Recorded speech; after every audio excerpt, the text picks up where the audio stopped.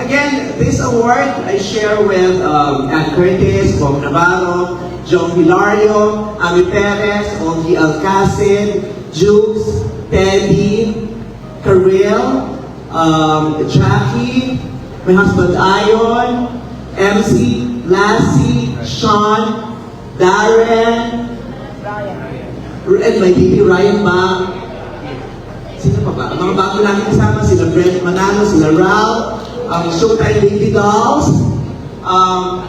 Maraming salamat po. Napareact ang ilang tagahanga ng aktres na si Kim Chiu matapos na hindi mabanggit ang kanilang idolo sa mga kasamahang pinasalamatan ni Vice Ganda sa programang It's Showtime.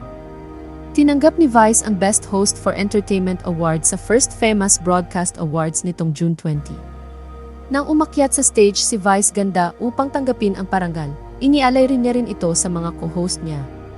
Saad niya, "This award, I share with Ann Curtis, Bong Navarro, Jong Hilario, Emmy Perez, Ogie Alcacid, Jugs, Teddy, Karel, Jackie, my husband Ion, MC, Lassie, Sean, Darren and my baby Ryan Bang."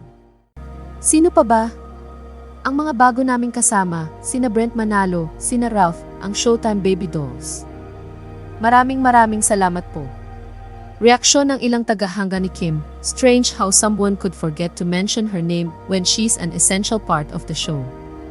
One of the main hosts while the newer ones were mentioned. Sad naman dito ni Vice, the toxicity of these fantards. Sabay tag kay Kim Chiu. Dagdag pa ng netizen, "Kim, never let anyone make you feel small or insignificant. You know your worth, don't let anyone dim that. You deserve so much better than this, better treatment, better respect, and better recognition. Still hoping you'll quit Showtime."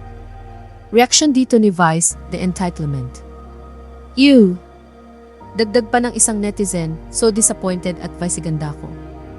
She's one of the reasons why we are watching It's Showtime. Really? Yung mga newly added hosts na mention din siya nakalimutan because wala kang prompter.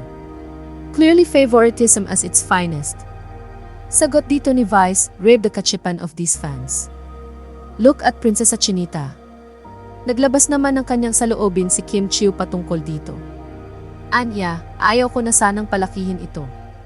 Pero bilang mga taga-suporta, hindi naman siguro kachipan ang tawag doon.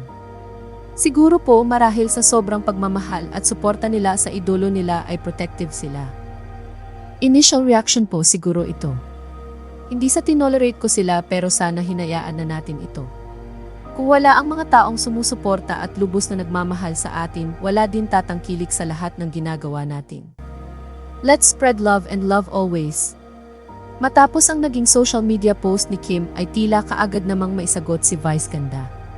Anya, thank but not enable.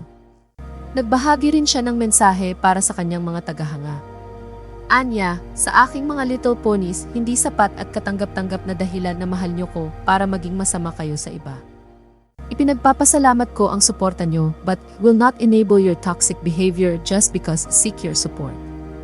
I love you my mature and thinking little ponies.